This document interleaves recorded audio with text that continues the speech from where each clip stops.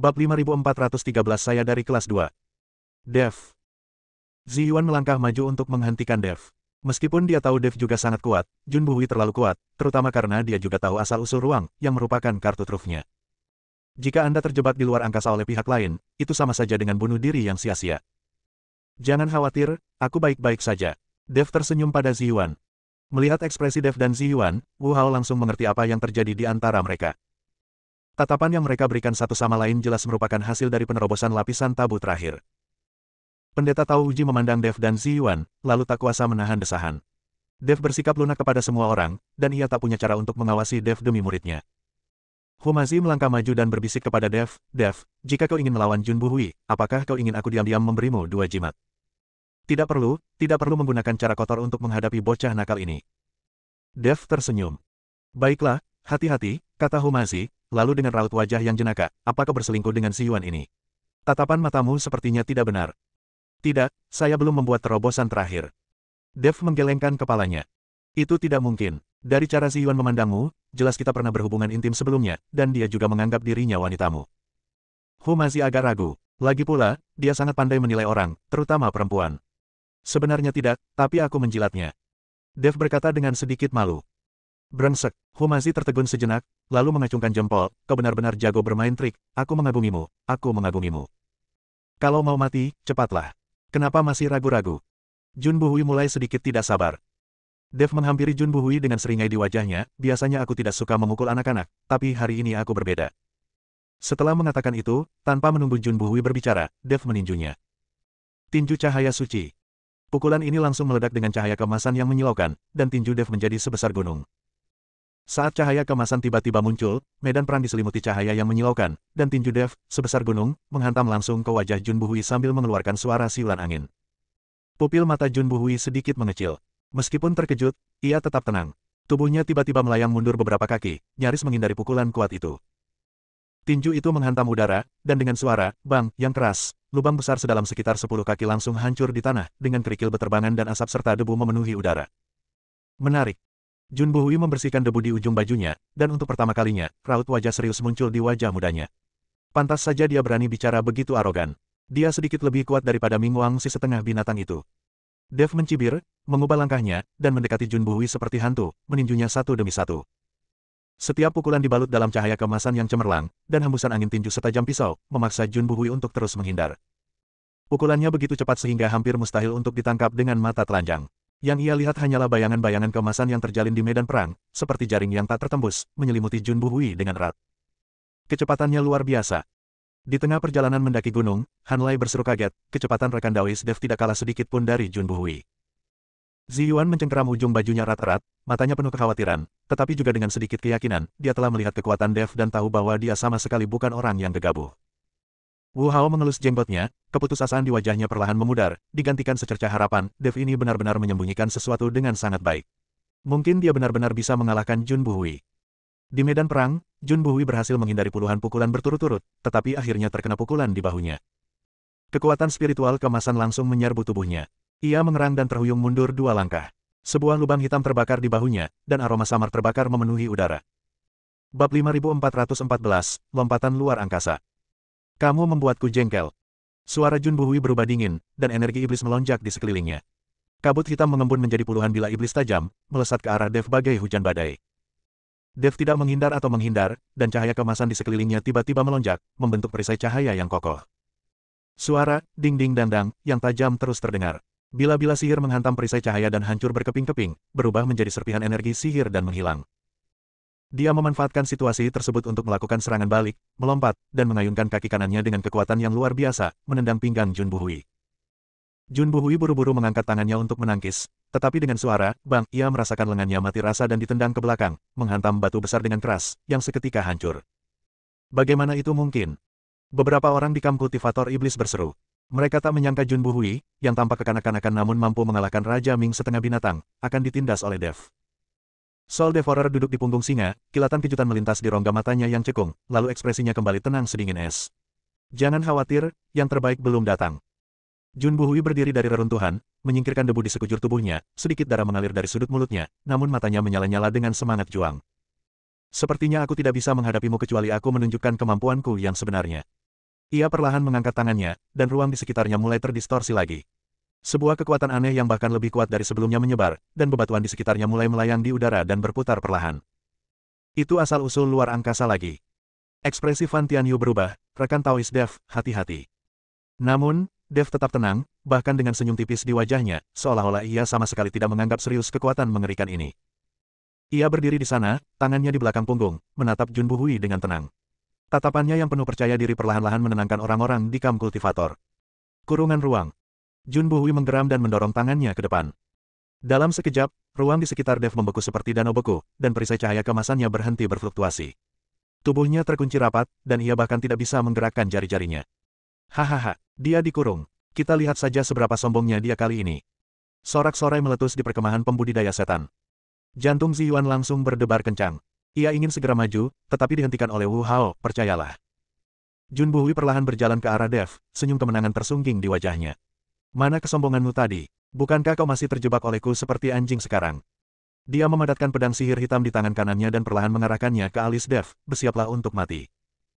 Tepat saat pedang ajaib itu hendak menusuk Dev, Dev tiba-tiba tertawa terbahak-bahak dan penuh percaya diri, dengan kemampuan sekecil itu, kau berani pamer di hadapanku. Sebelum dia selesai bicara, api tiba-tiba berkobar di bawah kakinya, langkahnya tiba-tiba berubah, dan tubuhnya bergoyang pelan bagaikan catkin yang tertiup angin, dan dia benar-benar menggambar sebuah lengkungan aneh di dalam ruang terbatas. Langkah pengendalian kebakaran. Dev menggunakan kemampuan lompatan luar angkasa dari Fire Control Step untuk melarikan diri dari kurungan luar angkasa. Detik berikutnya, cahaya kemasan menyambar, dan sosok Dev muncul dari udara tipis beberapa kaki jauhnya, dan kekuatan pengurungan ruang langsung hilang. Apa? Jun Buhui tertegun, senyum di wajahnya membeku, bagaimana mungkin kau bisa melepaskan diri dari kurungan spasial? Orang-orang yang berada di tengah gunung juga tersentak, wajah mereka dipenuhi keterkejutan. Apa itu tadi? Lompatan angkasa. Han Lai bergumam pada dirinya sendiri. Humazi menepuk pahanya dan tertawa, anak ini benar-benar punya rencana cadangan. Dev melenturkan pergelangan tangannya dan berkata dengan tenang, itulah kekuatan luar angkasa, siapa yang tidak mengetahuinya.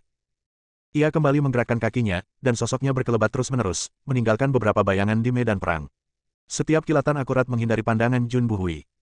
Wajah Jun Buhui berubah drastis, dan dia buru-buru menggunakan kekuatan ruang untuk menjelajah, tetapi dia tidak dapat mengunci posisi Dev sama sekali. Bab 5415 Asal-usul waktu. Tidak dapat menemukan saya. Suara Dev datang dari belakang Jun Buhui. Jun Buhui tiba-tiba berbalik dan menusuk ke belakang dengan pedang ajaib, namun meleset. Pada saat ini, cahaya kemasan datang dari samping dan menghantam punggungnya dengan keras. Jun Buhui meludahkan darah dan terhuyung maju beberapa langkah. Sebelum ia sempat berdiri tegak, tinju Dev menyerang lagi. Bayangan tinju emas itu melonjak seperti air pasang, dan setiap gerakannya mengenai titik-titik vital.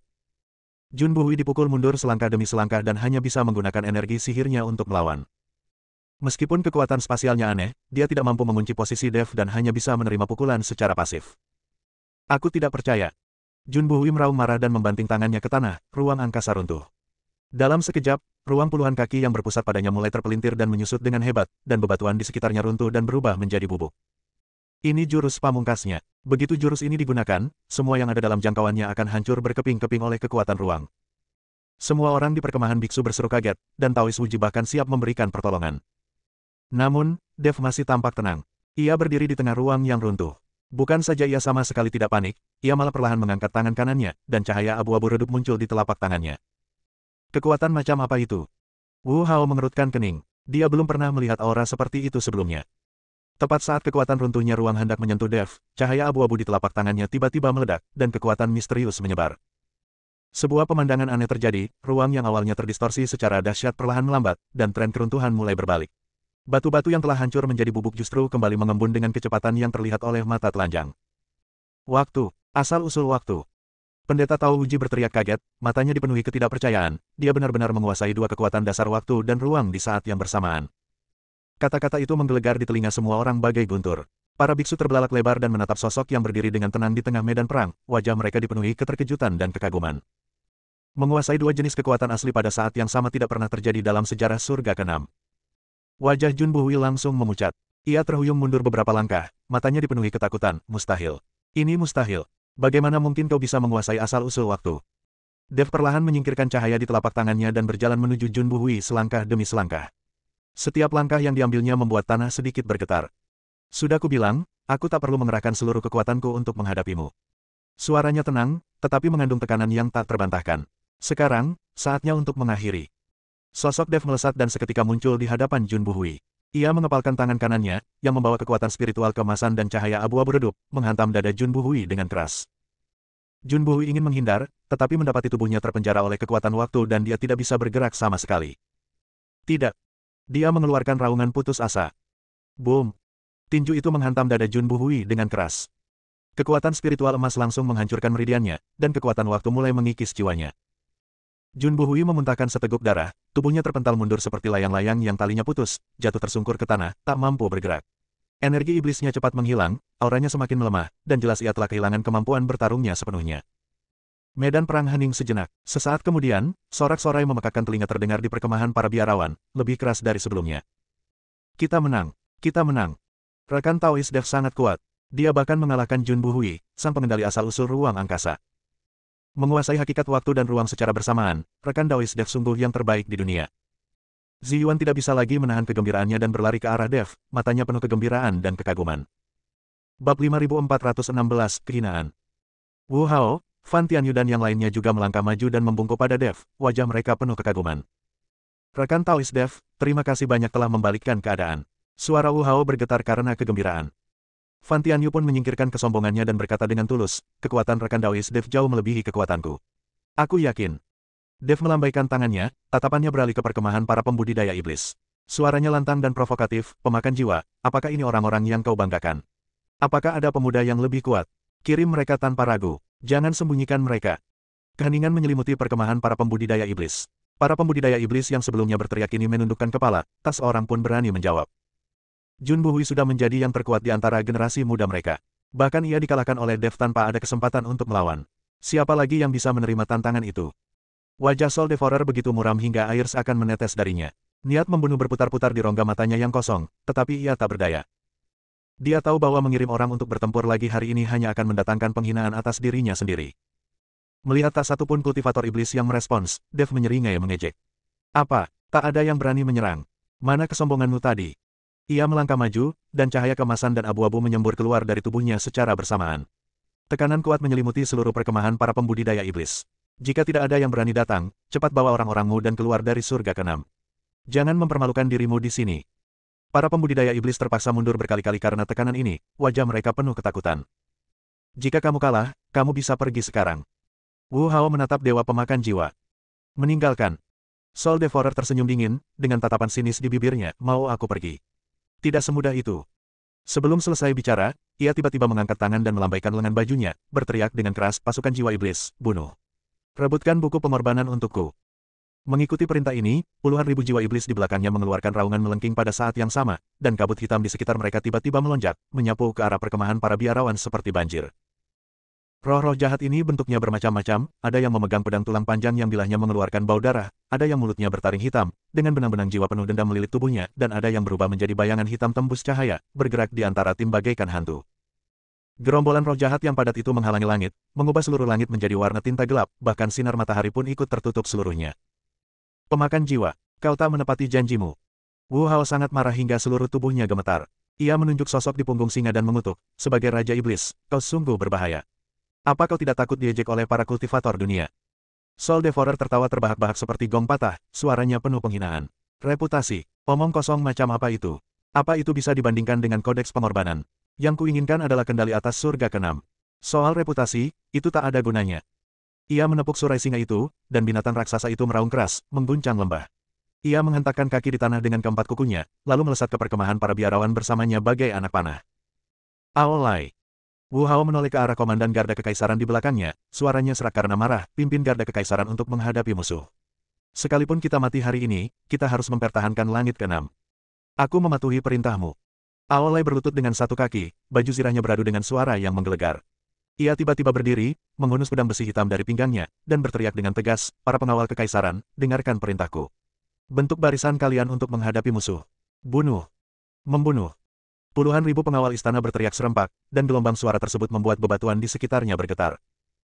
Mereka mengenakan baju besi hitam tebal, memegang tombak dan pedang panjang, dan dengan cepat membentuk formasi persegi rapi, dengan prajurit perisai di depan, prajurit tombak di belakang, dan prajurit pedang di sisi tubuh, menyerbu ke arah pasukan jiwa iblis bagaikan penghalang baja. Membunuh. Para pendeta dari suku manusia dan binatang juga mengangkat senjata mereka dan menyerbu maju bersama para pengawal kekaisaran. Bab 5417 Perkelahian. Sesaat, teriakan-teriakan pembunuhan, benturan senjata, jeritan, dan raungan saling terkait, memekakkan telinga. Sebuah pertempuran brutal yang melanda seluruh surga ke-6 telah dimulai. Yang pertama bertabrakan adalah Imperial Guard Palankes dan Demon Soul Vanguard. Tombak-tombak di tangan pengawal istana menikam dengan ganas ke arah jiwa-jiwa iblis, namun sebagian besar tombak menembus langsung tubuh jiwa halus mereka dan sama sekali tidak menimbulkan kerusakan. Namun, bilah tulang di tangan roh iblis dapat dengan mudah menembus baju zirah dan menusuk daging dan darah prajurit. Seorang prajurit muda dari Garda Kekaisaran baru saja menusukkan tombaknya ke arah roh iblis ketika tenggorokannya terpotong oleh bilah tulang lawan. Darah mengucur deras. Ia menutupi lehernya dengan kedua tangan, matanya penuh kengganan, dan perlahan jatuh ke tanah. Tubuhnya dengan cepat dilahap oleh roh iblis itu. Gunakan kekuatan spiritual untuk melekat pada senjata. Jiwa takut akan serangan spiritual. Aolai meneriakkan peringatan, mengayunkan pedang panjang di tangannya. Energi spiritual keemasan melekat pada bilahnya, dan dengan satu tebasan, ia menyerang jiwa iblis. Jiwa iblis itu menjerit nyaring, dan tubuh jiwanya langsung terbakar oleh energi spiritual, berubah menjadi gumpalan asap hitam dan menghilang. Para prajurit bereaksi satu demi satu, menyalurkan kekuatan spiritual mereka ke senjata mereka dan melancarkan serangan lain. Kali ini, jiwa-jiwa iblis akhirnya mulai menderita korban, dan kabut jiwa hitam terus menghilang, tetapi jumlah jiwa iblis terlalu besar. Begitu satu kelompok jatuh, lebih banyak jiwa iblis segera melonjak, seperti gelombang pasang yang tak berujung, terus-menerus menyerang formasi penjaga kekaisaran. Hanlai memegang pedang lebar di tangannya, dan api pada pedang merah menyala itu berkobar dengan dahsyat. Setiap kali ia mengayunkan pedang itu, ia dapat menciptakan lautan api, menyelimuti puluhan jiwa iblis. Jiwa iblis itu berjuang mati-matian di lautan api dan segera terbakar menjadi abu. Tepat waktu. Hanlai tertawa terbahak-bahak, melompat, dan menebas seorang jenderal jiwa iblis yang memegang dua kapak. Sang jenderal meraung, menyilangkan kapak-kapaknya untuk menangkis, dan dengan bunyi dentang, kapak-kapak itu terbakar merah oleh api, dan jiwa sang jenderal pun terbakar, mengeluarkan semburan asap hitam. Namun, saat Hanlai memaksa jenderal roh iblis itu mundur, lebih banyak lagi roh iblis menyerbu dari belakangnya, dan bilah-bilah tulang yang padat menusuk ke arah punggungnya. Hati-hati. Ziyuan tiba tepat waktu, mengayunkan pedang di tangannya, dan kekuatan spiritual hijau menyapu seperti angin puyuh, menangkis serangan bilah tulang satu demi satu. Dia dan Hanlai berdiri saling membelakangi, pedang panjang dan pedang lebar mereka bekerja dalam harmoni yang sempurna, terus-menerus membunuh roh-roh jahat di sekitarnya. Terima kasih. Hanlai menarik napas dan menyeka keringat di wajahnya. Terlalu banyak jiwa iblis. Ini bukan solusi. Tunggu, pasti ada jalan. Ziyuan menggertakkan giginya dan kembali menusukkan pedang di tangannya, menembus dada jiwa iblis. Selain jiwa-jiwa iblis ini, ada juga puluhan ribu pembudidaya iblis yang memanfaatkan kesempatan untuk melancarkan serangan besar-besaran. Di surga ke-6, status mereka sebagai pembudidaya iblis lebih rendah daripada manusia dan binatang, dan bahkan lebih mustahil bagi mereka untuk dibandingkan dengan para dewa di kerajaan Tuhan. Namun kini, mereka akhirnya punya kesempatan untuk pamer, dan para pembudidaya setan ini berjuang demi hidup mereka. Kekuatan spiritual keemasan di sekitar Fan Tianyu melonjak, dan Golden Sky Divine Fist miliknya melancarkan pukulan demi pukulan, setiap pukulan mampu menghancurkan beberapa jiwa iblis. Ia menyerbu ke dalam jiwa-jiwa iblis bagaikan seekor harimau ganas, dan kemanapun ia lewat, jiwa-jiwa iblis itu pun menghilang. Raksasa jiwa iblis yang besar mengayunkan palu raksasa ke arahnya. Fan Tianyu sama sekali tidak takut. Ia bergegas menuju palu raksasa itu dan menghantamnya dengan keras. Dengan suara, bang, palu raksasa itu terbanting, dan raksasa jiwa iblis pun terkejut dan mundur berkali-kali. Fan Tianyu memanfaatkan kesempatan itu untuk mengejar dan meninju dada raksasa itu, dan tubuh jiwa raksasa itu pun hancur seketika. Tetapi pada saat ini, puluhan roh iblis yang memegang tombak menyerbu dari segala arah dan mengepung Fan Tianyu. Tombak itu menusuknya bagai ular berbisa. Fan Tianyu hanya bisa terus mengayunkan tinjunya untuk melawan. Tak lama kemudian, ia memiliki beberapa luka di sekujur tubuhnya, dan kekuatan spiritual emasnya perlahan meredup. Meskipun Raja Setengah Binatang Mingwang pernah terluka parah oleh Jun Buhui sebelumnya dan kekuatan spiritualnya belum pulih sepenuhnya, ia masih berhasil berdiri saat ini. Garis-garis emas di tubuhnya muncul kembali, dan cakar harimaunya memancarkan cahaya tajam. Bab 5418, Tangkap Raja Pertama. Ia meraung marah dan menerkam sekelompok jiwa iblis. Dengan lambaian cakar harimaunya, ia mencabik-cabik jiwa beberapa jiwa iblis. Seorang perapal mantra jiwa sihir menggumamkan sesuatu, dan rune kutukan hitam yang tak terhitung jumlahnya berterbangan ke arahnya. Raja Setengah Binatang tak mampu menghindar dan terkena rune tersebut. Tiba-tiba, asap hitam mengepul dari tubuhnya, dan rasa sakit yang hebat muncul dari lukanya. Berarti, Raja Setengah Binatang meraung, menahan rasa sakit, menerkam penyihir jiwa iblis, dan mencabik-cabiknya dengan satu cakar. Akan tetapi, dia sendiri telah menghabiskan terlalu banyak energi spiritual, dan dia terhuyung dan hampir jatuh ke tanah. Di medan perang, darah dan daging beterbangan di mana-mana dan mayat-mayat menumpuk seperti gunung. Para pendeta dari ras manusia dan binatang berjatuhan satu demi satu, darah mereka mewarnai tanah menjadi merah, berkumpul menjadi aliran merah dan mengalir ke kejauhan. Gunung-gunung di langit keenam terus runtuh selama pertempuran sengit, dan batu-batu besar berguling turun dari puncak gunung, menewaskan banyak biksu dan roh-roh jahat. Sungai itu berubah menjadi merah karena darah, ikan dan udang terbalik, dan seluruh dunia hancur dalam kekacauan ini, seolah-olah akan hancur kapan saja. Wu Hao berdiri di belakang perkemahan, menyaksikan para biksu terus berjatuhan, hatinya pedih. Ia tahu jika ia terus bertarung seperti ini, seluruh pasukannya akan musnah. Ia harus menemukan jalan keluar sesegera mungkin. Tangkap pemimpinnya dulu. Tatapan tajam melintas di mata Wu Hao. Ia menoleh ke Taois Wuji dan Dev di sampingnya dan berkata, selama kita membunuh pemakan jiwa, pasukan jiwa iblis akan kehilangan pemimpin dan secara alami akan runtuh. Ayo kita serang bersama dan bunuh dia. Bagus. Pendeta Tao Wuji mengangguk, lalu dengan lambaian pemocok di tangannya, kekuatan spiritual putih menyapu roh-roh jahat di sekitarnya bagai pedang tajam, ikuti aku. Dev menggenggam pedang pembunuh naga erat-erat di tangannya. Cahaya keemasan di badan pedang bersinar, memancarkan aura suci yang kaya. Ia mengikuti Wu Hao dan Taois Wuji, menghunus pedang pembunuh naga. Setiap tebasan pedang mampu membelah beberapa jiwa iblis menjadi dua, mengukir jalan berdarah menembus kerumunan jiwa iblis yang padat. Jiwa iblis ingin menyerang Wu Hao dari samping, tetapi Dev sigap dan cekatan, ia pun membelahnya menjadi dua dengan satu pedang, dan jiwa iblis itu pun lenyap seketika. Mau membunuhku? Angan-angan. Pemakan jiwa segera menyadari niat mereka, mencibir, dan berteriak di belakangnya, dua tetua Wushuang, hentikan mereka. Saat kata-katanya itu diucapkan, dua sosok bergegas keluar dari tim jiwa iblis seperti hantu dan mendarat di depan sang pemakan jiwa. Mereka adalah dua lelaki tua berambut putih, mengenakan jubah Tao abu-abu, wajah mereka ditutupi kerutan, tetapi mata mereka setajam elang. Mereka masing-masing memegang pedang panjang di tangan mereka, dengan aura pedang tajam yang terpancar dari badan pedang. Mereka adalah asisten paling handal di bawah komando Soul Devourer, pedang ilahi yang tak tertandingi. Lawanmu adalah kami. Orang tua di sebelah kiri berbicara dengan dingin, suaranya setajam es. Dia mengayunkan pedang di tangannya, dan energi pedang yang tajam melesat ke arah Wu Hao bagaikan kilat, mencabik-cabik udara dimanapun ia lewat. Tepat waktu. Pendeta Tao Wuji sama sekali tidak panik. Ia menjentikan kocokannya, dan kekuatan spiritual putih mengembun menjadi perisai cahaya tebal, menghalangi Wu Hao. Dengan suara, bang, yang keras, energi pedang bertabrakan dengan perisai cahaya, menyebabkan fluktuasi kekuatan spiritual di seluruh langit. Sebuah retakan muncul pada perisai cahaya, dan Taois Wuji terkejut dan mundur dua langkah. Melihat hal itu, lelaki tua di sebelah kanan pun melancarkan serangan. Dia mengayunkan pedangnya, dan aura pedang kecil yang tak terhitung jumlahnya melesat ke arah Dev bagaikan hujan badai, masing-masing aura pedang mengandung kekuatan yang dahsyat. Mata Dev terfokus, lalu dia mengayunkan pedang pembunuh naga dengan cepat di tangannya, membentuk jaring pedang emas yang menghalangi semua energi pedang. Suara, ding-ding-dang-dang, yang tajam tak henti-hentinya. Energi pedang bertabrakan dengan pedang pembunuh naga, lalu dilarutkan oleh kekuatan suci dan menghilang di udara. Sungguh pedang ajaib. Pria tua di sebelah kanan tampak berkilat keserakahan di matanya. Nak, serahkan pedangmu padaku, dan aku akan mengampuni nyawamu. Datanglah dan ambil sendiri jika kau bisa. Dev mencibir, melompat, dan pedang pembunuh naga, dengan cahaya kemasan, menyambar lelaki tua itu bagai guntur. Orang tua itu tidak berani lengah dan segera mengayunkan pedangnya untuk melawan. Bab 5419 masih tidak membantu. Dengan suara, dentang, kedua pedang itu bertabrakan, dan cahaya kemasan serta energi pedang hitam saling bertautan. Pria tua itu hanya merasakan mati rasa di lengannya, dan terkejut hingga mundur dua langkah, dan buku-buku jarinya juga sedikit sakit. Melihat ini, lelaki tua di sebelah kiri segera mengayunkan pedangnya dan melangkah maju, bekerja sama dengan lelaki tua di sebelah kanan. Kedua pedang panjang itu menyerang Dev dari kiri dan kanan seperti dua ular berbisa. Ilmu pedang mereka sangat hebat, dan mereka berkoordinasi secara diam-diam.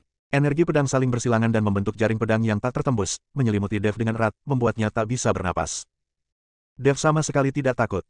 Pedang pembunuh naga tampak hidup di tangannya, terkadang menebas secara horizontal, terkadang menebas secara vertikal, dan terkadang menusuk. Cahaya pedang kemasan dan energi pedang hitam terus bertabrakan, menghasilkan suara yang memekakkan telinga. Mengandalkan tubuhnya yang fleksibel, ia terus bergerak menembus jaring pedang, mencari peluang untuk melakukan serangan balik. Suatu ketika, lelaki tua di sebelah kanan menusuk dadanya dengan pedang panjang. Dev menghindar ke samping dan menebas pergelangan tangan lelaki tua itu dengan pedang. Lelaki tua itu buru-buru menghunus pedangnya untuk menangkis, tetapi Dev memanfaatkan kelemahannya dan menendang dadanya. Lelaki tua itu terhuyung mundur beberapa langkah. Wu Hao memanfaatkan kesempatan itu untuk menerjang sang pemakan jiwa, mengayunkan pedang di tangannya. Kekuatan spiritual emasnya mengembun menjadi bayangan pedang raksasa, dan menebas sang pemakan jiwa dengan momentum yang menghancurkan dunia. Sang pemakan jiwa duduk di punggung singa, mencibir, dan melambaikan tangan kanannya. Energi iblis hitam mengembun menjadi perisai tebal, menghalangi di depannya. Dengan suara, bang, bayangan pedang itu bertabrakan dengan perisai dan hancur seketika. Wu Hao terdorong mundur beberapa langkah oleh kekuatan hentakan yang dahsyat.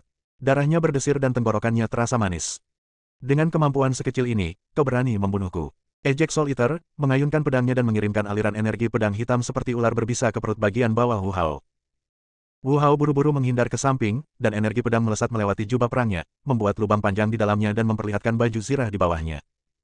Pendeta Tao Wuji ingin maju untuk membantu, tetapi dipegang erat oleh lelaki tua di sebelah kirinya. Ilmu pedang lelaki tua itu licik dan kejam. Setiap pedangnya diarahkan ke titik-titik vital Taois Wuji, membuatnya mustahil baginya untuk melarikan diri. Dia memperhatikan Wu Hao dalam bahaya, merasa sangat cemas namun tidak berdaya. Di seberang medan perang, Sue Wuying tidak ikut bertempur, melainkan berdiri di dataran tinggi dengan membawa tas kain hitam di tangannya. Tas kain itu tampak biasa saja, tetapi ia memancarkan daya hisap yang aneh. Ia menatap para biksu yang terus berjatuhan, dan secerca kegembiraan terpancar di matanya. Setiap kali seorang biksu meninggal dan jiwanya meninggalkan tubuhnya, ia akan mengangkat kantong kain itu dan menggumamkan sesuatu. Jiwa para pendeta itu terbang menuju kantong kain itu seolah-olah mereka dipanggil dan tersedot ke dalamnya. Seiring makin banyaknya jiwa yang tersedot, kantong kain itu perlahan membengkak, mengeluarkan kabut hitam yang makin tebal. Sue Wuying, apa yang kau lakukan? Kemari dan bantu aku. Soul Devourer melihat Sue Wuying berdiri dan menonton, lalu berteriak dengan marah. Tuanku, mohon tunggu sebentar. Sue Wuying mengatakan hal ini tanpa menoleh, tanpa menghentikan gerakan tangannya sedikitpun.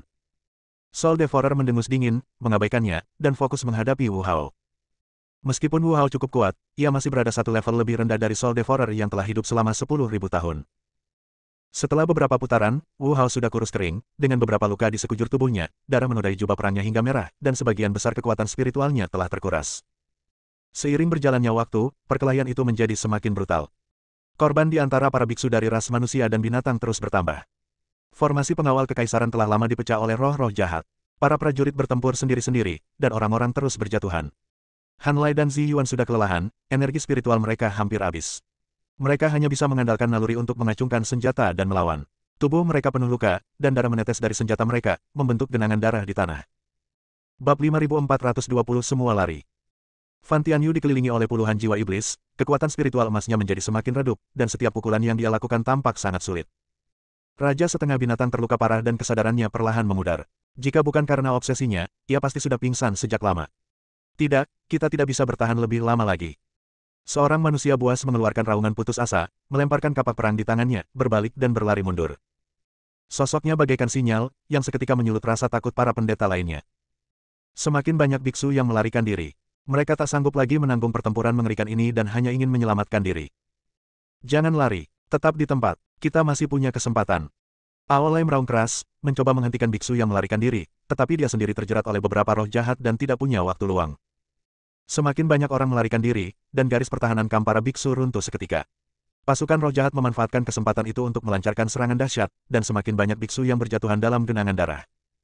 Wu Hao menatap pemandangan di depannya, merasakan gelombang keputusasaan. Ia tahu jika ini terus berlanjut, semua orang di sini akan mati, dan langit keenam akan sepenuhnya jatuh ke tangan para kultivator iblis. Kodeks pengorbanan.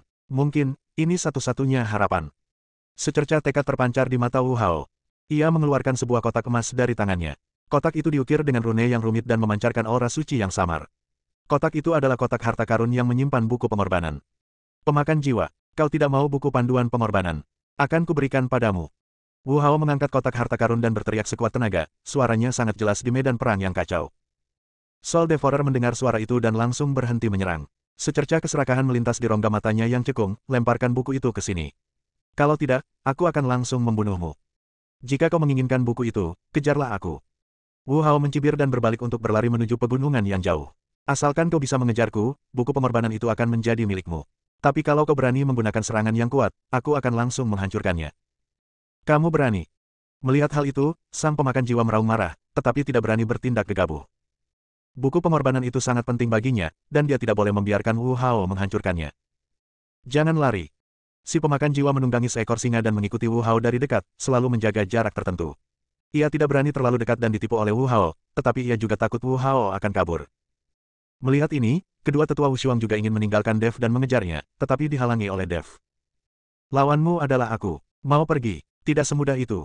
Dev memegang pedang pembunuh naga di tangannya, dan cahaya kemasan memancar di sekelilingnya. Aura suci menyebar bagai air pasang, membuat kedua tetua Wushuang berdebar kencang. Hentikan dia. Pria tua di sebelah kiri berteriak keras, lalu mengayunkan kedua pedang panjangnya lagi. Energi pedang yang tak terhitung jumlahnya melesat ke arah Dev, mencoba menerobos penghalangnya dengan paksa. Dev sama sekali tidak takut. Pedang pembunuh naga menari-nari di tangannya dengan kekuatan yang tak tertembus, dan cahaya pedang kemasan menghalangi semua energi pedang. Dia tahu bahwa dia harus memberi cukup waktu bagi Wu Hao agar dia bisa berhasil memikat Soul Devourer dan menciptakan kesempatan bagi kultivator lain untuk melarikan diri. Semuanya, lari. Cepat pergi dari sini selagi Soul Devourer pergi. Pendeta Tao Uji berteriak kepada para pendeta di sekitarnya sambil mengayunkan kocokannya untuk mengusir roh jahat di sekitarnya. Han Lai, Zi Yuan, Fan Tianyu dan yang lainnya bereaksi ketika mendengar suara itu. Mereka menanggung luka-lukanya, saling mendukung, dan melarikan diri dari medan perang. Para pendeta yang tersisa mengikuti di belakang, berlari dengan putus asa, takut kalau mereka akan ditangkap oleh roh jahat. Pasukan jiwa iblis kehilangan kendali atas pelahap jiwa dan dihentikan oleh dua tetua tak tertandingi oleh Dev. Untuk sesaat, mereka kacau balau dan tidak dapat mengatur pengejaran tepat waktu. Sue Wuying menatap para biksu yang melarikan diri, secercah rasa iba terpancar di matanya.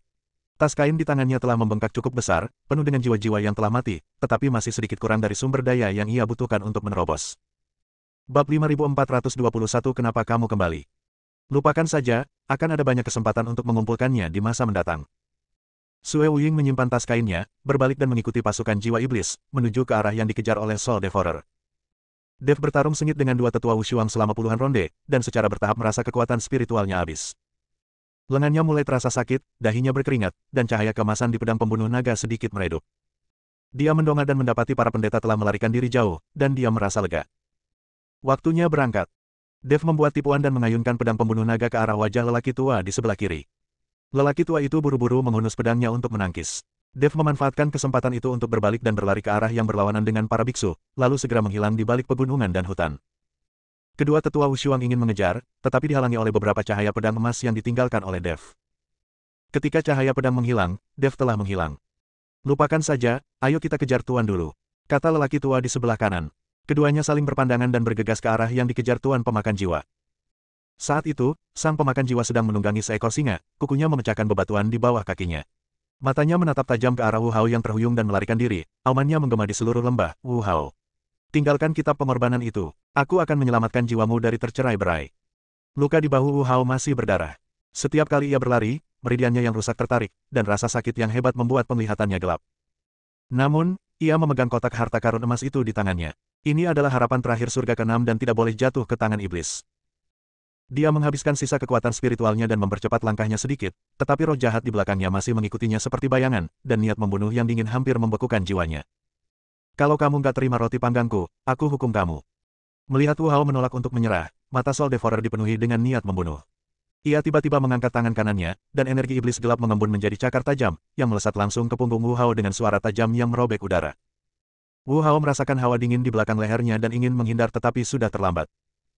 Pada saat kritis ini, cahaya pedang kemasan tiba-tiba menyambar dari samping, disertai suara, klang, yang keras, dan dengan paksa menghancurkan cakar iblis tersebut. Dev, memegang pedang pembunuh naga, mendarat di samping Wu Hao bagai kilat, wajahnya serius, Tuan, aku akan melindungimu, cepatlah pergi. Dev, kenapa kamu kembali? Wu Hao terkejut sekaligus gembira, tetapi kemudian keputusasaan melandanya.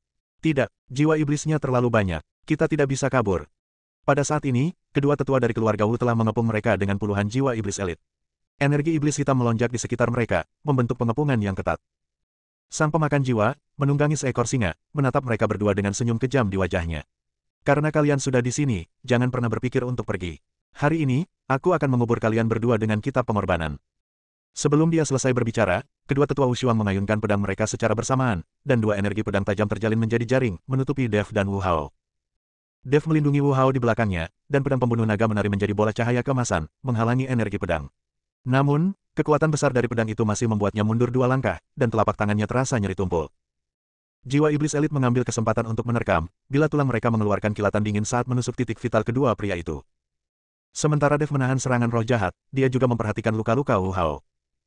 Melihat wajah Wu Hao yang pucat dan napasnya yang semakin lemah, dia menjadi cemas. Jika dia terus membuang-buang waktu seperti ini, dia bukan saja tidak akan bisa melindungi Wu Hao, dia juga akan terjebak di sini.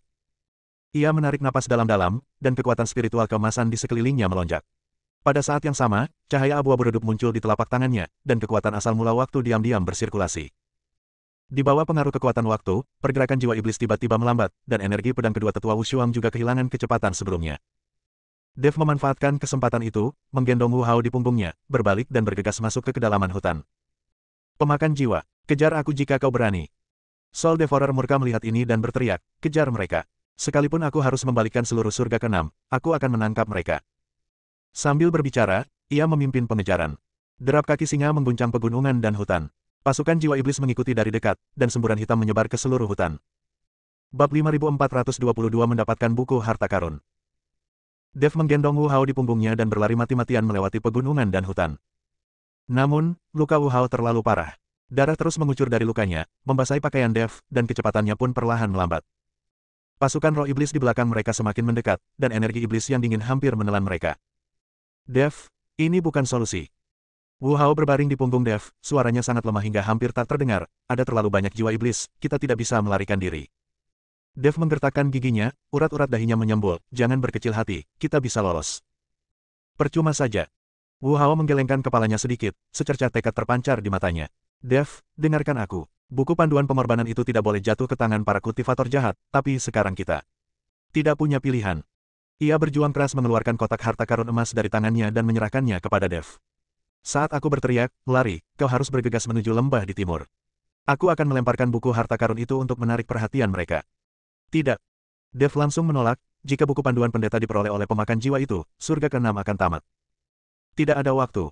Wu Hao menyela, suaranya dipenuhi tekad yang tak terbantahkan, hanya dengan cara ini kita bisa bertahan hidup. Hanya dengan bertahan hidup kita bisa mendapatkan kembali buku harta karun dan menyelamatkan surga ke-6. Pada saat ini, Soul Devourer telah menyusul mereka, dan energi iblis hitam mengembun menjadi tangan raksasa, meraih mereka berdua lagi. Tatapan mata yang tajam terpancar di mata Wu Hao, lalu dia berteriak, Dev, lari. Sebelum dia selesai berbicara, dia tiba-tiba melemparkan kotak harta emas ke arah yang berlawanan. Kotak harta karun itu membentuk busur emas di udara dan mendarat di tanah terbuka tak jauh dari sana dengan suara pop ringan. Buku panduan pengorbanan. Ketika Soul Eater melihat kotak harta karun itu, keserakahan langsung terpancar di matanya. Ia tak lagi peduli mengejar Dev dan Wu Hao. Ia segera berbalik dan melompat dari singa, berlari cepat menuju kotak harta karun itu. Kedua tetua Wushuang dan pasukan jiwa iblis juga tertarik oleh kotak harta karun itu dan mengepungnya, dan sebuah celah muncul di pengepungan itu dalam sekejap. Sekarang, jantung Dev berdebar kencang. Memanfaatkan momen ketika roh-roh iblis itu teralihkan, ia menggendong Wu Hao di punggungnya dan bergegas menuju lembah di timur dengan sekuat tenaga. Angin bersiul di telinganya, dan di belakangnya terdengar tawa keras sang pemakan jiwa saat ia membuka kotak harta karun. Tawa itu kasar dan arogan, membuat Dev mengepalkan tinjunya semakin erat. Kedua lelaki itu berlari terus hingga tak terdengar lagi suara pengejar di belakangnya, barulah mereka berani berhenti. Dev meletakkan Wu Hao di bawah pohon besar dan duduk di tanah, bernapas berat. Pada saat ini, sang pemakan jiwa sedang menunggangi seekor singa, memegang kitab suci dengan kedua tangannya.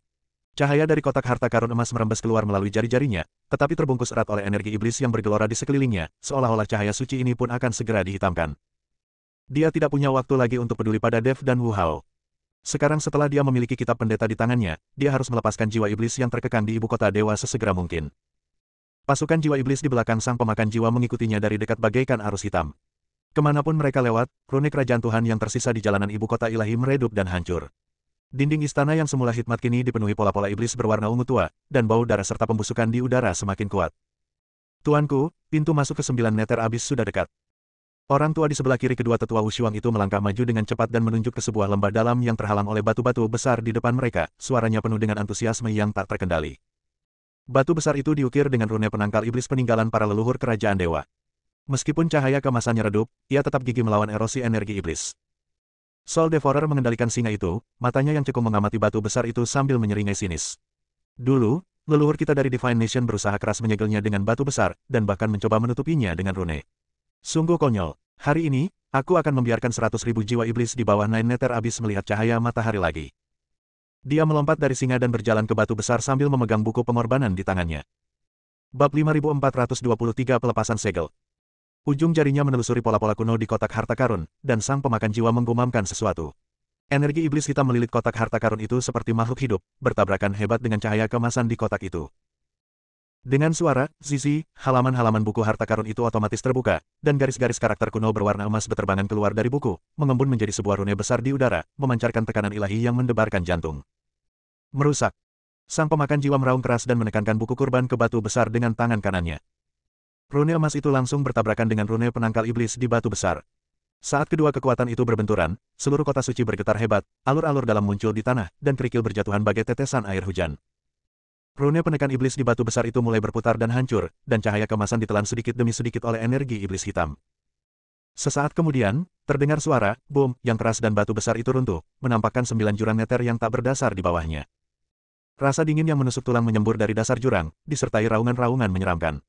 Roh iblis yang telah terkurung selama 10.000 tahun kini menjadi gelisah.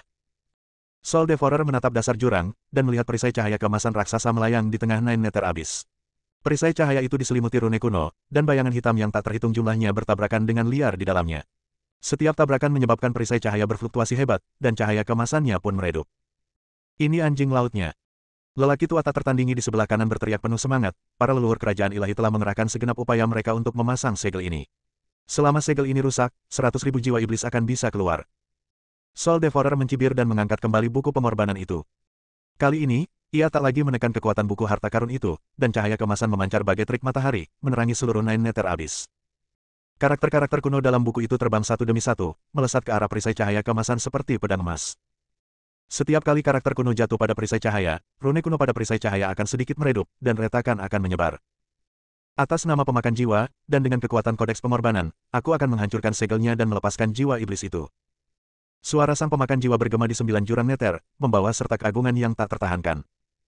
Saat karakter kuno terakhir jatuh di perisai cahaya, terdengar suara retak yang tajam, dan perisai cahaya kemasan itu langsung tertutup retakan, lalu hancur dengan suara ledakan keras. Energi dingin dan jahat yang lebih kuat menyembur keluar dari dasar jurang, dan jiwa-jiwa jahat hitam yang tak terhitung jumlahnya melonjak keluar dari dasar jurang bagaikan air pasang, menderu dan menerjang menuju langit. 10.000, 20.000, 50.000. Tetua di sebelah kiri kedua tetua yang tak tertandingi itu menghitung jumlah jiwa iblis, suaranya semakin bersemangat, tuanku. Sudah ada 50.000 jiwa iblis. Dan semakin banyak jiwa iblis yang keluar. Jiwa iblis pertama yang menyerbu keluar sangat besar, seluruh tubuhnya dipenuhi taji tulang, matanya bagaikan lentera berwarna merah darah, taringnya terlihat di mulutnya, dan ia memancarkan niat membunuh yang menyesakan. Setelah mereka mendarat, mereka berlutut dengan satu kaki di hadapan sang pemakan jiwa dan berkata dengan suara serak dan penuh hormat, "Salam, Tuan." Soul Devourer mengangguk puas, matanya dipenuhi kebanggaan. "Bangun, mulai sekarang, kalian adalah bawahanku. Ikuti aku untuk menaklukkan surga ke-6 dan membuat semua kultivator tunduk padaku." "Baik, Tuan." Teriak para roh iblis serempak, suara mereka bahkan menggetarkan 9 jurang Nether. Segera setelah itu, lebih banyak jiwa iblis muncul dari jurang. Beberapa jiwa iblis memegang tongkat tulang dan dapat melepaskan kutukan aneh, beberapa jiwa iblis lincah dan dapat bergerak seperti hantu, dan beberapa jiwa iblis berukuran kecil, tetapi dapat menyelinap ke tubuh pendeta secara diam-diam dan melahap jiwa mereka. Jiwa-jiwa iblis hitam terus mengalir keluar, segera menutupi seluruh langit di atas Nine Nether Abyss, lalu menyebar ke seluruh bagian ibu kota ilahi. Ketika jiwa iblis ke-100.000 terbang keluar dari dasar jurang, seluruh dunia diselimuti kegelapan. Jiwa iblis ini berbeda dari yang lain. Ia memancarkan energi iblis kemasan, matanya hitam pekat, dan tubuhnya mirip manusia, tetapi ia memiliki sepasang sayap hitam besar. Bab 5424 Lembah Awan. Ia terbang ke arah pemakan jiwa dan berlutut dengan satu kaki, "Aku Mo Yuan, bawahanmu, dan aku memberi hormat kepadamu, yang mulia." Para leluhur bangsa ilahi menindasku di sini. Kebencian ini tak terdamaikan. Aku akan membantumu dan menghancurkan bangsa ilahi sepenuhnya. Soul Devourer menatap Mo Yuan, sekilas terkejut di matanya sebelum berubah antusias, "Mo Yuan. Saat itu, aku adalah komandan jiwa iblis terkuat di bawah komandoku. Aku tak pernah menyangka kau masih hidup. Denganmu di sini, aku bahkan lebih kuat." Ia berbalik dan berteriak kepada semua roh iblis, "Semua roh iblis, dengarkan. Segera bubarkan diri ke seluruh surga ke-6 dan tangkap semua biksu yang masih hidup. Siapapun yang melawan akan dibunuh tanpa ampun. Siapapun yang menyerah akan diampuni, tetapi harus menjadi budakku." "Ya, Tuan." Ratusan ribu jiwa iblis dan pembudidaya iblis berteriak serempak, suara mereka mengguncang langit. Setelah itu, jiwa-jiwa iblis melonjak keluar dari Nine Nether Abyss bagaikan gelombang hitam dan menyebar keluar dari Divine Capital. Beberapa roh iblis terbang menuju pegunungan di timur, beberapa menuju padang rumput di barat, dan beberapa menuju lautan di selatan. Seluruh langit ke-6 langsung diselimuti bayangan hitam. Sang pemakan jiwa berdiri di tepi 9 jurang Nether, memandangi pasukan jiwa iblis yang pergi, senyum kejam muncul di sudut mulutnya. Ia menatap kodeks kurban di tangannya, matanya dipenuhi keserakahan. Kekuatan kodeks kurban lebih dari sekadar melepaskan roh-roh jahat. Setelah aku sepenuhnya menguasai surga ke-6, aku akan perlahan-lahan mempelajari rahasia kodeks ini. Saat itu, aku akan mampu melawan bahkan yang terkuat dari dimensi yang lebih tinggi. Kedua tetua Wushuang berdiri di belakang sang pemakan jiwa, menatap pemandangan di depan mereka, wajah mereka penuh senyum menyanjung, "Yang mulia bijaksana. Dengan 200.000 jiwa iblis dan puluhan ribu pembudidaya iblis ini, surga ke-6 akan segera menjadi milik Anda. Ketika saatnya tiba, Yang Mulia akan menjadi satu-satunya penguasa surga ke-6." Soul Devourer tidak berkata apa-apa, hanya menatap ke langit. Pada saat itu, langit telah diwarnai hitam pekat oleh energi iblis hitam. Sinar matahari tak lagi mampu menembus awan, dan seluruh langit ke-6 jatuh ke dalam kegelapan yang belum pernah terjadi sebelumnya. Sumber kegelapan ini tidak lain adalah Nine Nether Abyss, dan tidak lain adalah Soul Devourer yang memegang kitab pengorbanan. Di kejauhan, para pendeta yang bersembunyi di reruntuhan ibu kota suci melihat roh-roh jahat di seluruh langit, mata mereka dipenuhi rasa takut dan putus asa. Mereka tahu bahwa bencana yang lebih brutal telah menimpa surga keenam. Dev dan Wu Hao menatap langit keenam yang gelap gulita dengan ekspresi serius. Sudah berakhir, Six Heaven, sudah berakhir. Wu Hao menatap energi iblis hitam dari surga keenam, matanya penuh keputusasaan. Tiba-tiba ia memuntahkan seteguk darah dan jatuh lemas. Yang mulia. Dev buru-buru menopangnya dan memeriksa napasnya, hanya untuk mendapati napasnya begitu lemah hingga hampir tak terasa. Dia menjadi cemas dan cepat-cepat mengambil pil penyembuh dari tangannya, ingin memberikannya kepada Wu Hao, tetapi yang disentuh ujung jarinya adalah botol obat kosong, pil itu telah habis digunakan pada perkelahian sebelumnya. Apa yang harus aku lakukan? Apa yang harus aku lakukan? Dev menatap wajah pucat Wu Hao, hatinya dipenuhi kecemasan. Pada saat ini, Wu Hao tiba-tiba membuka matanya dan menggenggam tangan Dev dengan lemah. Dev. Aku tahu, ada tempat yang bisa menyelamatkanku. Di mana? Katakan padaku. Dev bertanya dengan tergesa-gesa. Di sebelah timur lembah awan, ada ruang rahasia di sana, bahkan jika seorang kultivator iblis datang tepat di depannya, dia tidak akan bisa menemukannya. Suara Wu Hao terputus-putus, dan setiap kata yang diucapkannya membutuhkan usaha yang besar. Di tempat ini, ada sekte Raja Obat. Master Sekte adalah mantan tabib kekaisaran kerajaan ilahi. Hanya dia yang bisa menyembuhkan lukaku. Dev sangat gembira dan segera membantu Wu Hao berdiri. Oke. Ayo kita pergi ke lembah Yunwu sekarang. Dia menggendong Wu Hao di punggungnya lagi dan menuju ke lembah Yunwu di timur. Tetapi pada saat ini, puluhan pembudidaya iblis tiba-tiba muncul, dan setelah melihat Dev dan Wu Hao, mereka langsung menjadi bersemangat. Bab 5425 Biksu Suku Binatang. Tangkap mereka, Tuhan akan memberimu hadiah besar. Seorang jenderal iblis berteriak dan memimpin anak buahnya untuk mengejar Dev dan Wu Hao. Melihat ini, Dev menggendong Wu Hao di punggungnya dan berjalan terhuyung-huyung melewati pegunungan dan hutan. Luka Wu Hao masih berdarah, dan cairan hangat membasahi punggung Dev. Setiap langkah terasa seperti menginjak ujung pisau. Ia harus menghindari para kultivator iblis yang mengejarnya dari dekat, dan melindungi Wu Hao yang tak sadarkan diri di punggungnya. Sebagian besar kekuatan spiritualnya telah terkuras habis dalam pertarungan sebelumnya, dan saat ini ia hanya bisa mengandalkan obsesinya untuk menopang dirinya. Jangan lari, menyerah saja dan aku akan mempercepat kematianmu. Raungan komandan iblis terdengar dari belakang, dan energi iblis hitam menyebar di hutan seperti ular berbisa. Beberapa bilah iblis tajam melesat melewati bahu Dev dan menghancurkan batang-batang pohon di dekatnya hingga berkeping-keping. Dev menggertakkan giginya dan tidak berani menoleh ke belakang. Ia hanya berusaha sekuat tenaga untuk mengalirkan sisa kekuatan spiritualnya dan mempercepat langkahnya. Lembah Yunwu ada di depan, tetapi para pembudidaya iblis semakin dekat. Ia hampir dikepung, dan hatinya perlahan tenggelam, apakah ia benar-benar akan mati di sini hari ini? Pada saat ini, tiba-tiba terdengar raungan binatang buas yang memekakkan telinga dari samping. Lebih dari 10 biksu bisman berpakaian kulit binatang dan memegang tombak tulang bergegas keluar dari hutan lebat. Pemimpinnya adalah seorang kultivator beruang yang kekar, ditutupi bulu coklat tebal. Tombak tulang di tangannya berkilau dengan cahaya dingin yang tajam. Ia berteriak kepada para kultivator iblis, sekelompok anak iblis pengecut, beraninya kalian berkeliaran di wilayah suku binatang buasku. Dia dari suku binatang. Dev terkejut sekaligus gembira, dengan secercah harapan di matanya. Ketika Jenderal Iblis melihat manusia binatang itu, wajahnya menjadi gelap. Beraninya kau, manusia binatang bodoh, menghalangi jalan kami. Bunuh mereka. Puluhan pembudidaya setan segera mengubah arah dan menerkam ke arah pembudidaya binatang. Pemimpin suku beruang meraung marah dan menyerbu ke depan terlebih dahulu, menusukkan tombak tulang dengan ganas ke dada seorang pembudidaya iblis. Sang kultivator iblis buru-buru menggunakan bilah sihirnya untuk melawan, tetapi dengan suara dentang yang nyaring, bilah sihir itu terlempar oleh tombak tulang. Sebelum kultivator iblis sempat bereaksi, ia ditendang ke tanah oleh pemimpin beruang, dan tombak tulang itu menembus tenggorokannya. Membunuh. Pendeta binatang lainnya juga melancarkan serangan. Para biksu serigala itu lincah dan bergerak di antara para pembudidaya iblis bagaikan hantu. Pisau tulang di tangan mereka terus-menerus merenggut nyawa para pembudidaya iblis. Para pembudidaya rubah melepaskan ilusi, membuat para pembudidaya iblis kebingungan dan menciptakan celah bagi rekan-rekan mereka untuk menyerang. Untuk sesaat, hutan dipenuhi dengan kilauan pedang dan golok, auman binatang buas, dan jeritan para pembudidaya iblis. Dev tahu bahwa para pembudidaya binatang sedang mengulur waktu untuk mereka. Ia menarik napas dalam-dalam dan berteriak kepada ketua suku beruang, "Terima kasih, saudara-saudara. Kami punya urusan penting, jadi kutitipkan para pembudidaya iblis ini kepadamu." Pemimpin suku beruang itu meliriknya, menyeringai, memperlihatkan taringnya yang tajam. "Rekan Taois Dev, silakan saja. Selama kami masih bernapas, kami tidak akan membiarkan makhluk-makhluk iblis ini mengejarmu. Ingat, tetaplah hidup. Kami akan menata ulang surga ke-6 dan menghancurkan para kultivator iblis ini di masa depan. Semuanya terserah padamu." Jelaslah bahwa pemimpin suku beruang mengenal Dev dan Wu Hao, jadi dia muncul untuk membantu. Namun, ia juga tahu bahwa surga ke-6 sekarang adalah dunia para kultivator iblis. Jika ia tiba-tiba muncul untuk membantu Dev, hasil akhirnya hanyalah kematian. Mata Dev langsung menjadi basah. Dia mengangguk berat, tanpa ragu-ragu, menggendong Wu Hao di punggungnya, dan berlari menuju lembah Yunwu. Ia tak berani menoleh ke belakang, sebab ia tahu setiap kali ia menoleh ke belakang, rasa bersalah di hatinya akan bertambah. Para pembudidaya binatang itu bisa saja tidak ikut campur dan bersembunyi, tetapi demi menyelamatkan diri, mereka memilih bertarung sampai mati dengan para pembudidaya iblis yang haus darah. Suara pertarungan di belakangnya semakin lama semakin intens, dan kadang-kadang teriakan para pendeta binatang dapat terdengar, masing-masing teriakan menghantam jantung Dev seperti palu godam. Dia mengepalkan tangannya, kukunya menancap dalam di telapak tangannya, dan darah menetes dari sela-sela jarinya. Bab 5426 Sekte Yaowang. Diam-diam ia bersumpah dalam hatinya, aku, Dev, tidak akan pernah melupakan kebaikan yang kau tunjukkan kepadaku hari ini. Cepat atau lambat, aku akan membuat para kultivator iblis ini membayar 2 kali lipat hutang darah mereka kepadaku. Setelah berlari dalam waktu yang tidak diketahui, Dev akhirnya melihat garis besar lembah Yunwu. Pintu masuk lembah diselimuti awan dan kabut, dan jejak fluktuasi spasial dapat terlihat samar-samar, itulah teknik spasial terlarang yang disebutkan Wu Hao.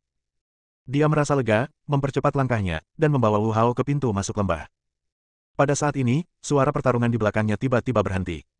Tubuh Dev membeku. Ia perlahan berbalik dan melihat bahwa di hutan lebat di kejauhan, energi iblis hitam telah menghilang, hanya menyisakan tubuh lebih dari 10 pembudidaya binatang tergeletak di tanah. Tubuh pemimpin beruang itu dipaku di pohon besar, dengan tombak tulang tertancap di dadanya, tetapi matanya masih terbuka lebar, seolah-olah dia masih memelototi sang pembudidaya iblis. Ah! Dev meraung tertahan, matanya merah. Ia membungkuk dalam-dalam ke arah mayat kultivator binatang itu, suaranya serak namun tegas, saudara-saudara, jangan khawatir, aku pasti akan membalaskan dendamu. Aku pasti akan mengusir kultivator iblis itu dari surga ke-6. Wu Hao sepertinya merasakan emosi Dev. Ia perlahan membuka matanya dan bertanya dengan lemah, Dev, ada apa? Dev menyeka air matanya dan berpura-pura tenang, tidak apa-apa, kita sudah sampai di lembah Yunwu. Bertahanlah sedikit lagi, dan kita akan segera menemukan seseorang dari sekte Raja Obat untuk menyembuhkanmu. Dia mendukung Wu Hao dan berjalan ke pintu masuk lembah. Wu Hao berjuang untuk mengulurkan tangannya, membentuk segel tangan yang rumit, dan menggumamkan sesuatu. Saat ia merapal mantra, ruang di pintu masuk lembah mulai terdistorsi, dan tirai cahaya transparan perlahan muncul.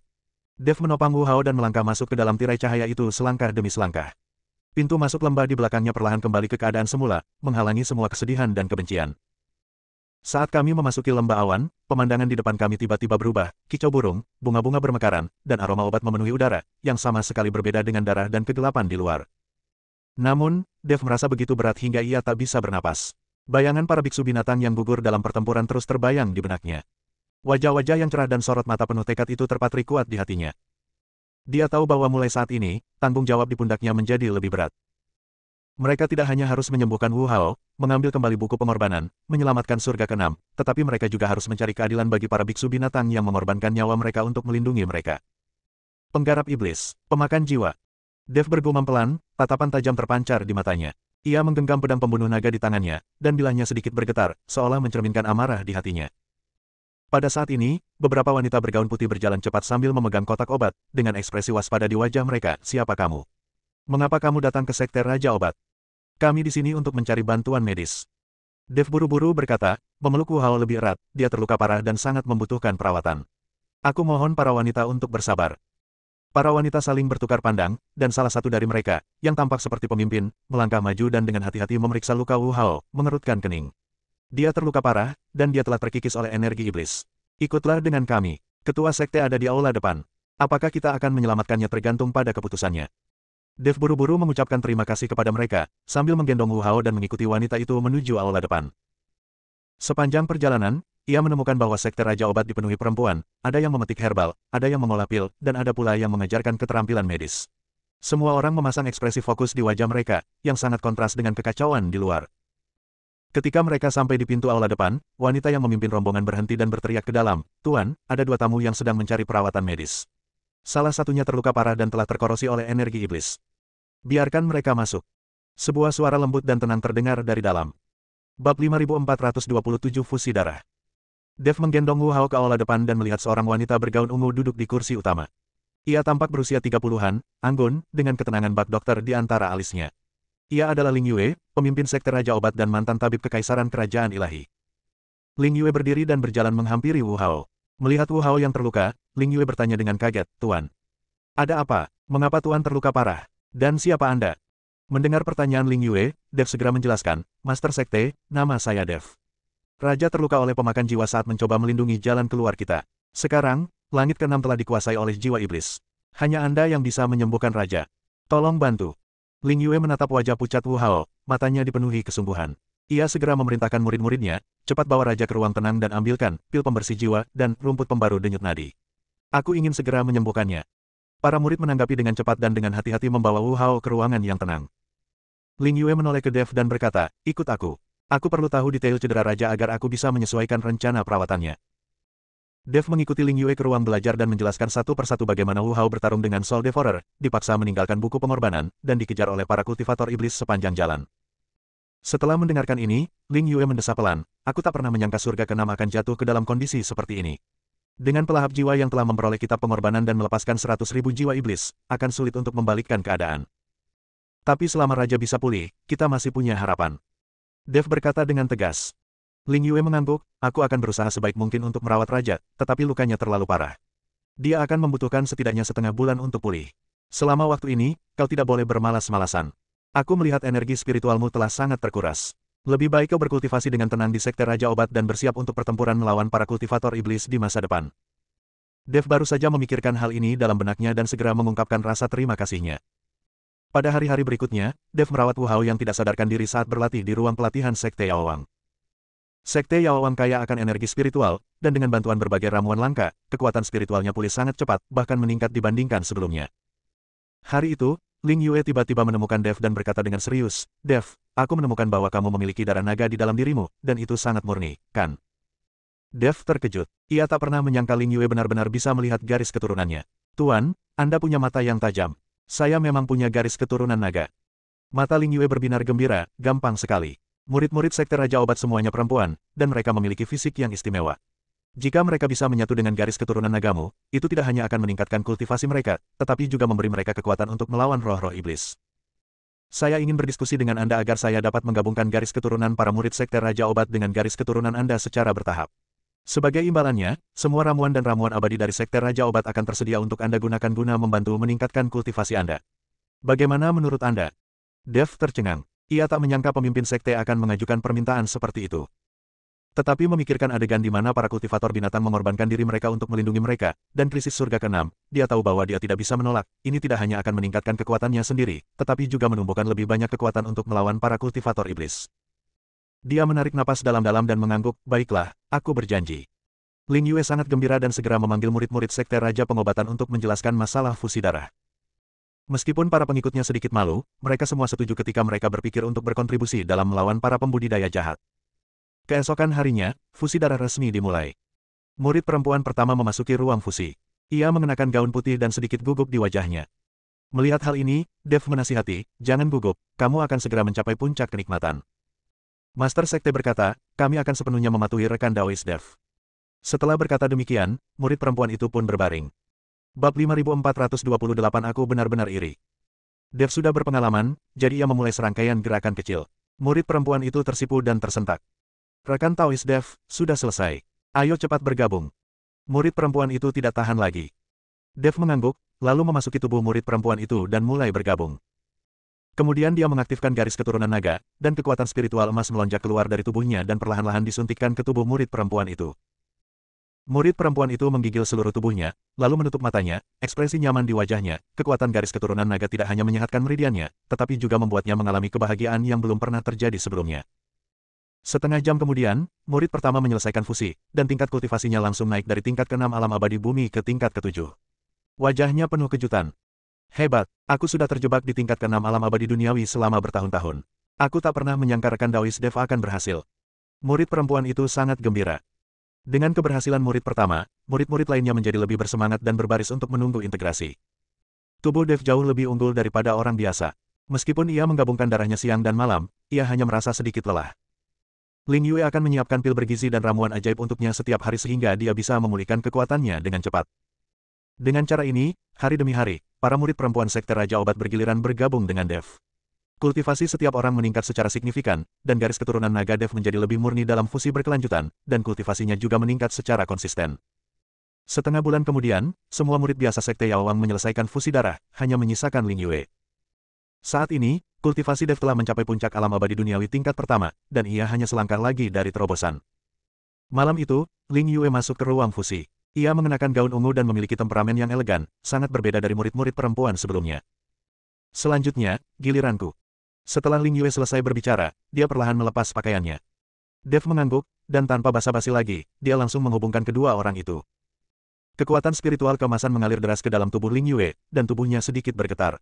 Kultivasinya telah mencapai tingkat ke-9 alam abadi bumi. Ketika ia menyatu dengan Dev, energi yang dihasilkan jauh lebih kuat daripada murid biasa. Dua kekuatan dahsyat saling terkait dalam ruang fusi, dan cahaya keemasan menerangi seluruh ruangan. Kali ini integrasinya memakan waktu lebih lama daripada sebelumnya. Suatu hari, 2 hari, 3 hari. Setelah 3 hari 3 malam, penggabungan akhirnya selesai.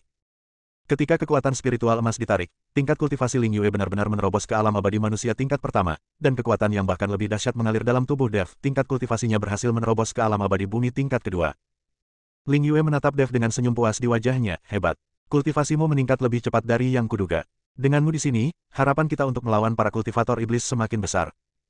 Dev merasakan kekuatan yang melonjak dalam tubuhnya dan hatinya dipenuhi dengan keyakinan.